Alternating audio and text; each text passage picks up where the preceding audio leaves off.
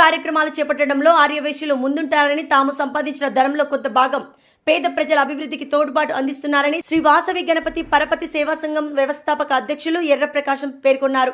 వరంగల్ నగరం సికేఎం ప్రసూతి ఆసుపత్రిలో ఆర్యవైశ్యుల కులదైవమైన వాసవి మాత జన్మదిన సందర్భంగా వాసవి గణపతి సేవా పరపతి సంఘం ఆధ్వర్యంలో మహా అన్నదాన కార్యక్రమం నిర్వహించారు. కార్యక్రమంలో మొదటిగా వాసవి మాత చిత్రపటానికి పూలమాల వేసి పూజలు నిర్వహించారు.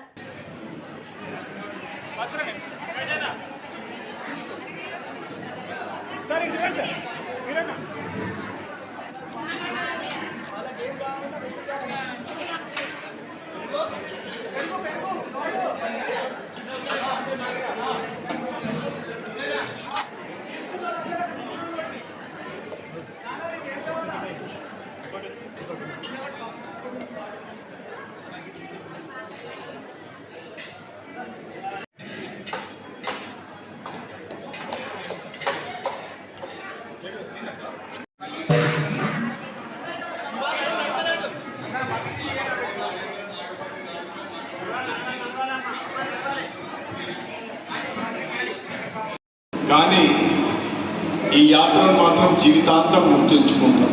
అది మీకు కూడా తెలుసు. బతుకున్నంత వరకు ఈ యాత్రను మర్చిపోతాం.